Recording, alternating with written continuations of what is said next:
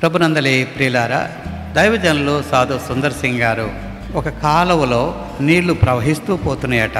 ఒక రాయి ఆ కాలువలో ఉందట. ఆయన ఆ రాయిని చూచి దీని మీదుగా ఎప్పటి నుంచో నీళ్లు పోతున్నాయి కాబట్టి ఇది తడిసి నాని మెత్తగా ఉండొచ్చేమో అనుకుని చాలా డెలికేట్గా సున్నితంగా ఆ రాయిని తీసుకుని ఒత్తుతున్నాడట. ఎన్ని సంవత్సరాలు దాని మీదుగా నీళ్లు పోయినా రాయి రాయిగానే ఉందట. ఎందుకంటే నీటిని అది పీల్చటం లేదు, అది రాయి గనక కఠినంగానే ఉంది. దేవుని వాక్యాన్ని నీటికి పోల్చబడింది. ఆయన వాక్యము చేత ఉదక స్నానం చేయాలన్నాడు. వాక్యాన్ని నీటికి పోల్చారు. మన హృదయం రాతిలాగా ఉండకూడదని ఎహెజ్కేలు 36:26లో ఈ మాట అన్నాడు. రాతి గుండె మీలో నుంచి తీసివేసి మాంసపు గుండె మీలో పెడతా అన్నాడు. రాతి స్వభావం మనలోంచి పోవాలి. దేవుని వాక్యం వింటూ వింటూ వింటూ వింటూ ఉంటే నీ గుండె మారుతుంది, నీ హృదయం మారుతుంది. ఇంతకుముందు ఎలా ఉందో అలాగే ఉండదు, మార్పు చెందుతుంది.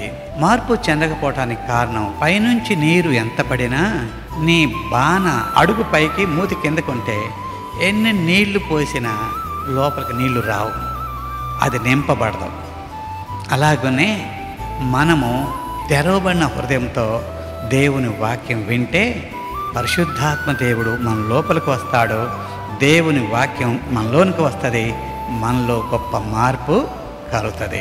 ఎందరో దేవుని వాక్యం వింటారు కానీ కార్యం జరగదు. అపొస్తలుల కార్యం 16వ అధ్యాయంలో మరి నదీ తీరమందు పౌలు గారు ప్రసంగం చేస్తున్నప్పుడు కూడి వచ్చిన స్త్రీలకు దేవుని వాక్యం చెప్తూ ఉంటుండగా లూదియా మాత్రమే కాదు, ఎందరో స్త్రీలు విన్నారు కానీ అందరిలో కార్యం జరగలే, ఒక్క లూదియాలోనే జరిగింది. అప్పుడు లూదియను దైవభక్తి గల యొక్క స్త్రీ వినుచుండెను.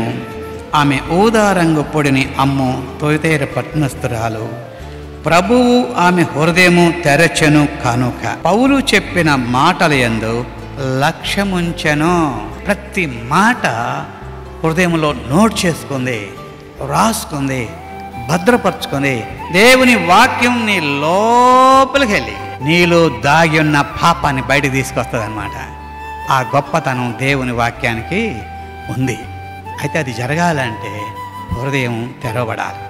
హృదయం తెరవబడకుండా మనం ఎన్నిసార్లు వాక్యం విన్నా, ఎందరో దైవజనుల చేత వాక్యం విన్నా, ఎంత వాక్యం విన్నా విన్నది విన్నట్టే విడిచిపెడతామే తప్ప మనలో ఏ కార్యము జరగదు అని నేను మీకు గుర్తు చేస్తున్నాను.